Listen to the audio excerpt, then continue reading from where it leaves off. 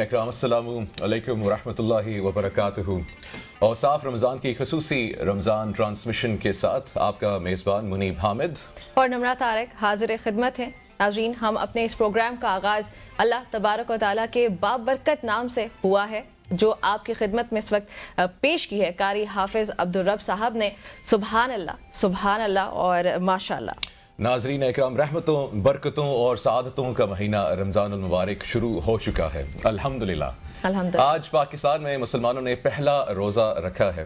رمضان المبارک کے فضائل اور برکات بے شمار ہیں جن کا کوئی اندازہ نہیں لگایا جا سکتا۔ بالکل ایسے ہی ہے، بے شک یہ جو مہینہ ہے وہ پوری امت مسلمہ کے لیے رحمت، مغفرت اور نجات کا باعث بنتا ہے، اور اللہ تبارک و تعالیٰ کا قرآن پاک میں ارشاد ہے، اس کا ترجمہ کرتی ہوں کہ یہ مہینہ رمضان المبارک ہے جس میں ہم نے قرآن پاک اتارا جو مخلوق کے لیے ہدایت اور رہنمائی ہے، فیصلے کی روشن باتوں پر مشتمل ہے، تو جو بھی اس کو پائے وہ اس کے روزے ضرور رکھے۔ بالکل اور حضور نبی کریم صلی اللہ علیہ وآلہ وسلم نے بھی ارشاد فرمایا، جس شخص نے ایمان اور احتساب کے ساتھ رمضان کا روزہ رکھا اس کے پچھلے گناہ معاف کر دیے جاتے ہیں۔ اللہ اکبر، سبحان اللہ۔ اور رمضان المبارک جو ہے وہ تمام مسلمانوں کے لیے اپنے گناہوں سے توبہ کرنے کا مہینہ ہے۔ ہم سب خطا کار ہیں، ہم سے جانتے بوجھتے یا غلطی سے کوئی نہ کوئی خطا ضرور سرزد ہو جاتی ہے، اور پھر بے شک ہر مسلمان اپنے گناہوں پر نادم اور شرمندہ بھی ہوتا ہے، لیکن یہ وہ مہینہ ہے جو ہماری سچی نیت، ارادہ اور پھر نیک راستے پر چلنا ہمیں جو ہے وہ جہنم سے جنت کا سائل بنا سکتا ہے، اور اسی مہینے کے ذریعے ہم اپنی بخشش کروا سکتے ہیں۔ یہ ہمارے لیے بہت ساری گولڈن اپرچونٹیز لے کر بالکل ایسے ہی ہے۔ اس ماہ مبارک میں نقل کا ثواب فرض اور فرض کا ثواب 70 گنا زیادہ ملتا ہے۔ مجھ سمیت ہم سب مسلمانوں کی یہی کوشش ہونی چاہیے کہ اس ماہ مبارک کی برکت سے اپنے تمام گناہوں کو بخشوائیں گے اور نیک عمل کرنے کی توفیق حاصل کریں گے۔ بالکل ایسے ہی جیسے آپ نے کہا کہ نفل کا ثواب جو ہے وہ فرض کے نسبت اور فرض کا جو ہے اس سے بھی زیادہ بڑھ جاتا ہے، اور رمضان کی ناظرین یہ جو ہماری خصوصی افطار ٹرانسمیشن ہے اس میں ہم آپ کے لیے علم و دانش سے بھرپور پروگرام لے کر آئے ہیں جہاں پر بات ہوگی تفسیر قرآن پاک کی، اور پھر انبیاء السلام کی زندگی کے بہت اہم واقعات جو ہیں ان کے بارے میں بھی ہم ان کا تذکرہ کریں گے، اور ان کا تذکرہ ہمیں قرآن پاک میں بھی ملتا ہے، اور اس کے علاوہ ہم کیا کریں گے؟ بالکل جی، اس کے علاوہ عام عوام کے علماء کرام سے سوالات بھی پروگرام میں شامل کریں گے، جس میں آپ بھی اپنے سوالات جو ہیں وہ ہمیں ہمارے پروگرام میں بھیج سکتے ہیں، اور ساتھ ہی پروگرام میں آپ کے لیے کھانے کے ذائقے دار تراکیب کے بارے میں بھی خصوصی سیگمنٹ شامل کریں گے جو آپ کی افطار کو مزید پر لطف جو ہے بنائے گا۔ بالکل ایسا ہی ہے، اور اس کے ساتھ ساتھ ناظرین ہم آپ کے لیے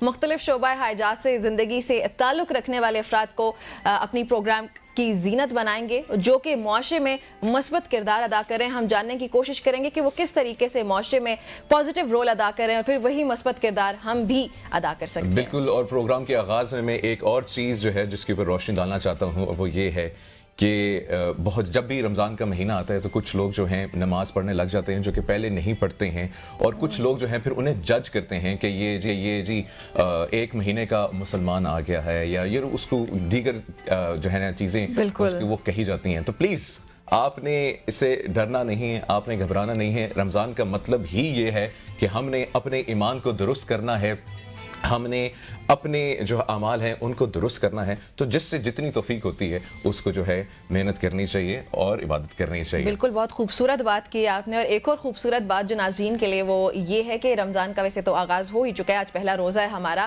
اور یہ مہینہ دیگر پہلوؤں کے ساتھ ساتھ صحت کی اگر بات کریں تو اس میں بھی بہت اہمیت کا حامل ہوتا ہے، اور اس پورے مہینے میں لوگوں کے غذا اور نیند سے متعلق عادات مکمل طور پر تبدیل ہو جاتی ہیں۔ ہمارا سلیپ اسکیڈول جو ہوتا ہے وہ بدلتا ہے، پھر جس وقت ہم اٹھتے ہیں وہ سب روٹین ہماری بدل جاتی ہے، اور عموماً ہم لوگ جو ہے صرف 2 وقت کا ہی کھانا کھاتے ہیں، اس لیے سحری کے دوران غذاؤں کا انتخاب بہت اہم ہوتا ہے، اور ساتھ ہی ہم لوگ جو ہے افطار کے وقت کی اگر بات کریں تو وہ کھانا کتنا زیادہ ضروری ہوتا ہے، یہ ساری باتیں امپورٹنٹ ہیں ہمارے ناظرین کے لیے۔ بالکل جی، اور اسی اہم موضوع کے اوپر گفتگو کرنے کے لیے اس وقت ہمارے پاس ماہر غذائیات موجود ہیں، انیسہ سہیل صاحبات، اور وہ جی ماہر غذائیت ہیں، اور ان سے جو ہے گفتگو کرتے ہیں اور ان سے پوچھتے ہیں کہ کون سی جو ہے غذا ہمیں لینی چاہیے افطار اور سحر میں۔ انہیں خوش آمدید کہتے ہیں۔ السلام علیکم، کیسے ہیں آپ؟ السلام، الحمدللہ اللہ رمضان مبارک آپ کو. آپ کو رمضان مبارک. میں کہنے والا تھا رمضان مبارک.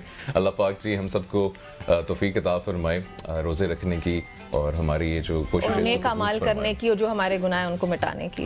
سب سے امپورٹنٹ چیز ہے غذا. اب روٹین چینج ہو جاتی ہے, نیند کی بھی, کھانے پینے کی بھی, تھکاوٹ بھی ہوتی ہے, ایگزرشن بھی ہوتی ہے.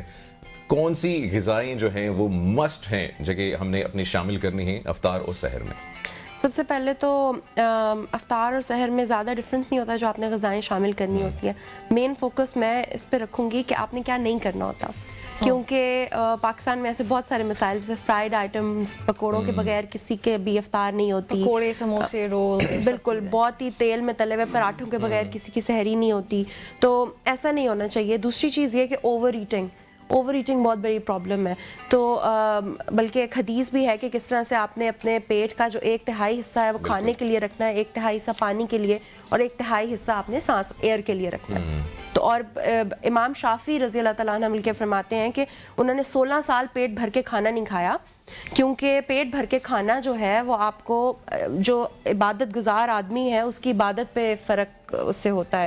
اور یہ بھی تراویح نہیں پڑھ سکتے کیونکہ ہم نے افطاری میں اتنا پیٹ بھر کے کھا لیا ہوتا ہے. نیند آ رہی ہوتی ہے, بالکل نیند آ رہی ہوتی ہیں, جمائیاں آ رہی ہوتی ہیں.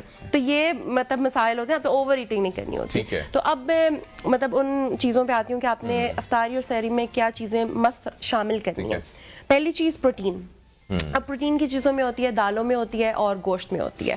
تو اب سب لوگ گوشت ہر روز افورڈ نہیں کر سکتے تو وہ دالوں کو آپٹ کر سکتے ہیں. جیسے چنا چاٹ ہے وہ اسپیسیفک سمجھا جاتا ہے کہ بس افطاری میں ہی ہوگی, سحری میں کون کھاتا ہے چنا چاٹ, ایسا نہیں ہونا چاہیے. مطلب کوئی ایسی کھانا ہے نا کسی بھی وقت آپ کھا سکتے ہیں. تو آپ چنا چاٹ کھائیں صبح سحری میں, کیونکہ اس میں پروٹین ہوتی ہے, اس میں بہت زیادہ پروٹین ہوتی ہے. آپ چکن کھائیں, فش, بڑا گوشت, چھوٹا گوشت, دالیں, بالکل لوبیا, ایگز اس میں آتے ہیں. پھر اس میں چیز آتی ہے, پنیر جو لوگ کھا سکتے ہیں وہ کھائیں.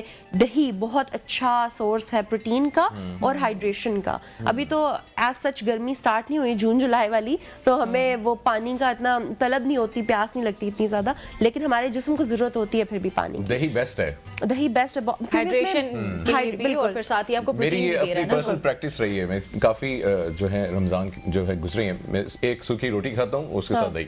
بالکل بہت اچھا رہتا ہے. آپ اس میں بے شک تھوڑے سے چیا سیڈز ڈال لیں, جو کہ میں اپنا دوسرا پوائنٹ میرا اس سے کنیکٹڈ ہے کہ آپ کو دوسری جو چیز لینی چاہیے سحری افطاری میں وہ ہے فائبر. وہ چیزیں ساری فروٹس, ویجیٹیبلز اور سیڈز, جیسے کہ السی کے بیج ہیں, چار مغز وغیرہ. آج کل افطاری میں پنجابیوں کے ہاں بنتا ہے گھوٹا, بادام کا گھوٹا, اس میں دودھ ہوتا ہے, اس میں بادام ہوتے ہیں, خشخاش ہوتی ہے, سونف ہوتی ہے اور چار مغز ہوتے ہیں. تو یہ جو ریسیپی ہے اس کو گرائنڈ کر کے دودھ میں, یہ بڑی اچھی ہے کیونکہ اس میں سارے سیڈز ہیں اور اس میں ہیلدی فیٹس ہیں اور اس میں ملک ہے, پھر وہ آپ کی ہائیڈریشن بھی پوری ہو جاتی ہے. کاربس کی سورس اچھی ہیلدی سورس ہے کارب کی.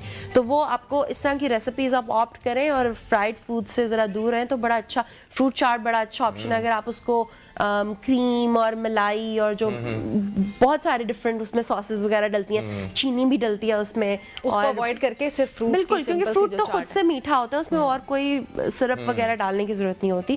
وہ آپ کیونکہ اب اتنے نئے رنگ برنگے فروٹس آ رہے ہیں کیونکہ سمر آ رہا ہے, فروٹس میں اضافہ گرمیاں آ رہی ہیں, بالکل. تو آپ ریڈیو پہ دیکھیں اتنے اچھے کلر, تو وہ سارے کلرز اپنے گھر میں لائیں اور اپنے ٹیبل پہ سجائیں اور فروٹ چاٹ کھائیں, بجائے اس کے کہ کوئی انہیلدی فرائیڈ آئٹمز. بہت شکریہ جی انیسہ سہیل آپ کا, اور قاری عبدالرب صاحب آپ کا بہت شکریہ. خواتین و حضرات, یہاں پہ ایک وقفے کا وقت ہوا جاتا ہے. انشاءاللہ ہم چھوٹی سی بریک لیتے ہیں, بریک کے بعد انشاءاللہ واپس آتے ہیں اور اپنی ٹرانسمیشن کو آگے بڑھاتے ہیں. بالکل جی.